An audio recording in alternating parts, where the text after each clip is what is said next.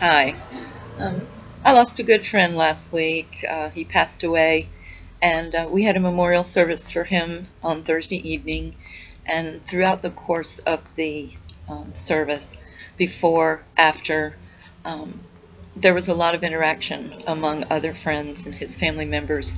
And it just got me to thinking about, once again, about funerary traditions, both as they were in Appalachia in the past and as they still are to a great degree.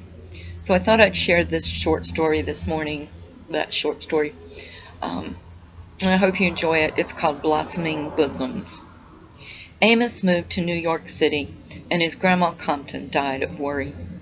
He came home for the funeral, of course. Walked right by his Uncle Joe before Uncle Joe even knew who he was. He had his hair all slicked back, smooth as a snake, and a little tiny earring in one ear. His cousin Annie burst out laughing. He just looked at her instead of telling her to shut up, like he would have used to have done. And then he walked up and hugged her real tight, and they both started crying.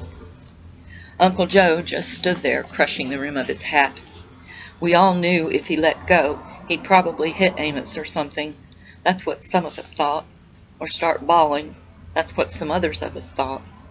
There was a real nice breeze on the hill that day, and we all fit under the shade of Compton's oak. You couldn't help but look around at the view, even though we'd all been there lots of times, because everyone around these parts gets buried on that hill. Most of us never walked up as far as the oak tree, though, because those plots belong only to the Comptons, and one of them hadn't died in a while. The whole hill's a nice burying place, but this up here is the best. You can spin around on your toes and see all sides of the hills below and the mountains around. I felt just like that Julie Andrews. I tried not to look at the hills too much and pay attention, which wasn't all that hard considering Amos was there. He's not bad looking when he ain't talking, and he ain't doing that now. He still don't have no beard, but his skin looks different. Wonder if he uses some of them cosmetics for men and them colognes. We got a catalog in the store with some of that for sale in it, and we just laughed and laughed. Lord, I'll bet he does smell good. I guess I ought to be glad I've got my good dress on, but I know I got sweat circles from walking up that hill. I'll have to talk to him, I guess, though I don't want to.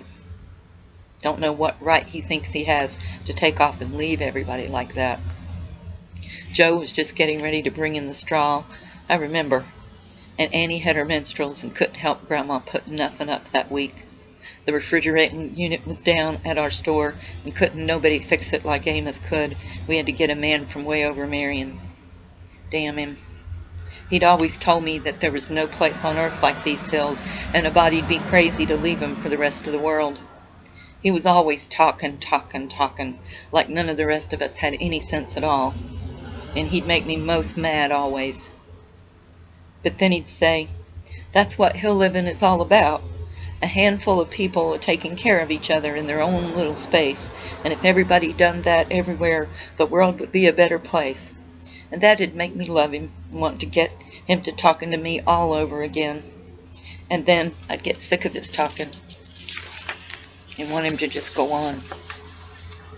Wonder who's in his handful now.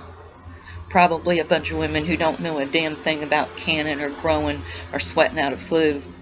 Some who ain't never washed a dish in their lives and don't no more know what it takes to keep a hillman happy than I do. Oh shit, here he comes. I can't believe he walked right by me without a single solitary word. I should have known he'd put on airs. I wonder did he look at me? I wonder did he notice my bosoms have grown?